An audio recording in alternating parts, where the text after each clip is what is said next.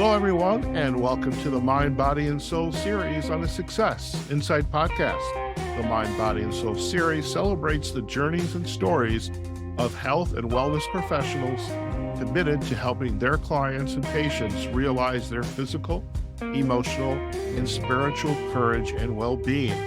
Our guest today is Alec Sills-Trausch. Alec is an outdoor adventure writer, photographer, and cancer survivor. Alec joined me on the Outdoor Adventure Series podcast in early 2022, and we're going to provide a backlink to that episode. But during this episode, besides sharing his adventures, he also shared that he is a cancer survivor, and he hoped to show the world that there is a future beyond this terrible disease. Now, I follow Alec on social media, specifically Instagram, and just kind of seeing his continuing journey and the great adventures he is on. And I thought this would be a great time to catch up with him to learn more about this journey. So, Alec, it's a pleasure to have you on one of my other podcasts, Success Insight Podcast, the Mind, Body, and Soul series. So welcome. Thank you, Howard. Excited to be here and to catch up and to kind of talk about my journey and kind of expanding on kind of what it takes to be mentally and physically strong. Very good. And while I did in the introduction specify the wellness providers, coaches, other professionals, I have, since I began the podcast in 2019, had the great pleasure to get to know other cancer survivors. And it's a disease that it's terrible and none of us should have to go through it. But what I love about having my guest and now you again today on the show is because your journeys that you are on and the things you're doing are so inspirational. And in your case of your work, breathtaking. And I thought, I can't think of a better motivator than you. So again, I really appreciate you coming on to talk about that. Before we kind of get into the meat of the conversation, I remember you were in what I used to call the second most beautiful place in the world, Santa Barbara, because that's where I went to graduate school. Where are you now? So I am up in Seattle. We moved when my partner transitioned to her next step in her residency program at UW. And I am mostly through the first winter here and the first winter that I've ever experienced after living in Arizona and then beautiful Santa Barbara. So it was a bit of a wake up call, but we maximized most of our time here by trying to get some snowshoeing in, and which was a lot of fun. Okay, very good, very good. Well, I definitely want to hear about some of the adventures. What, if you could, perhaps start with a little bit about your background. Let's reintroduce you, who you are, what your passions are, and then we'll kind of get into the other aspects of the journey. So you have the stage right now, Alec. Well, thank you. So I am a adventure photographer, writer, who just really enjoys being outside and experiencing new places and the people that come along with it and the different cultures.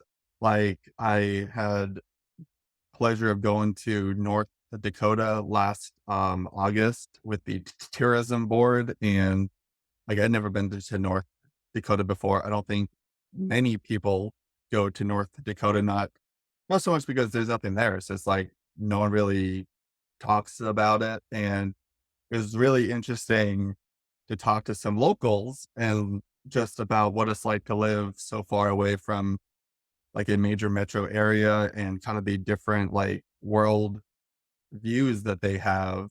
Like, I mean, in Seattle, you have to drive small cars because the roads are small and because you don't have to go too far. But then in rural North Dakota, you have to drive these massive F F 350 trucks because you might literally be blown off the road. So it's just really Right. like invigorating and fascinating to like to gain these extra world insights that you normally wouldn't.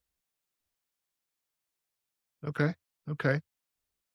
What has been the Now that you're up in the Pacific Northwest in Seattle, and I've only been to the airport, I my last guest on the show lives in Portland, and I actually had a client meeting yesterday. I was coaching one of my clients, and it was an initial session, and they live in Seattle, and he looked outside because this bright light is coming in. Oh, it's bright. It's raining, but it's bright, which is nice. But how has the environment where you have where you are now affected your outdoor activities? I mean, you mentioned, with your partner being out there, you got into some snowshoeing, but how do you rediscover other outdoor activities that you might be interested in? So I've always wanted to live in Seattle ever since I visited here 6 years ago, I think, for a little adventure. And I Okay. think it's one of the best places to have as a adventure hub up there with probably Salt Lake City and maybe Denver. Just the accessibility of three Okay. national parks within 3 hours, endless hiking and backpacking trails. But it's just, you have to really kind of what I've found, especially with my partner being in the healthcare field, is that we really have to be, like, committed to something because her schedule's not so flexible, so we gotta, really plan things out. But then one of the Right. things that I haven't been used to is wildfire season, and Okay. the need to be able to change things really quickly or like be watching smoke maps, which I've never done before. And like to see where the smoke is going to be kind of sitting and then have to make kind of like on the fly decisions. So that's been a unique aspect to living in Seattle that I wasn't used to before then. Okay. Okay. Fair enough. Now, I would like to circle back to that topic in a minute, but for our listeners, could you also share this other journey that you have been on? Yeah. Healthcare. So in 2018, I was first diagnosed with lymphoma, large B cell lymphoma, which is a pretty rigorous or not rigorous. It is a fast growing cancer, but it's also one of the easiest to treat because it's so quickly growing. So after about 6 months of treatment ending in 2019, I was cancer free, which was a godsend and was very stoked to continue just like living my life. And it reshaped my perspective of like what matters and what I want to do and set me on the path of becoming a freelance photographer.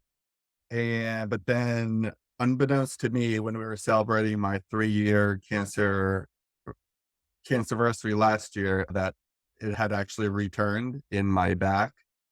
And in November of 2022, I began a relapse treatment for the lymphoma, which was in my spine, which scarily sounds because it's a stage 4 cancer when it is in your spine. But lymphoma, for those who might not know, is actually really treatable.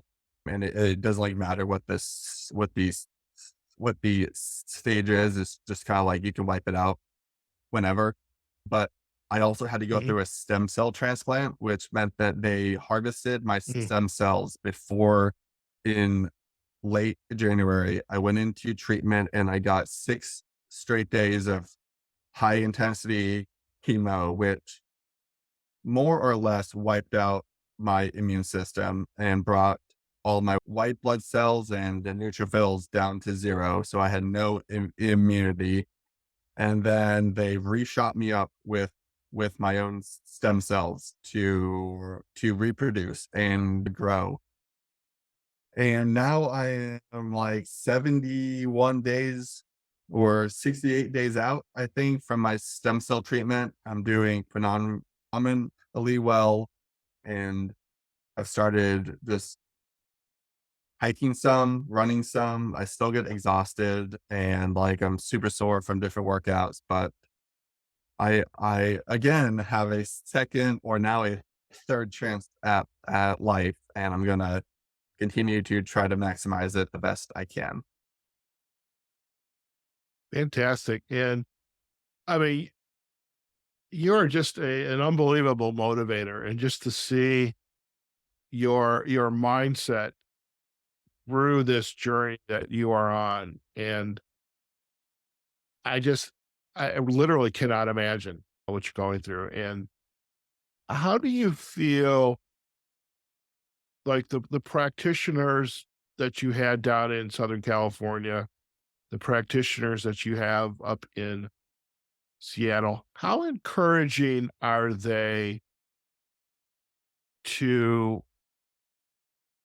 help you embrace, look, this is just it's a bump in the road, and I know it's more than just a bump in the road, Alec, but you can still have your life. How is the healthcare team who are responsible for your journey that you're on, how are they helping you to stay engaged and to either offer suggestions of diet or loosening up, or, yeah, go and do this, but you know what your limit is? How are they helping you through that part of the journey? So the Fred Hutch team was incredible, and they have a like very dedicated transplant unit that is more or less one of the best in the entire country.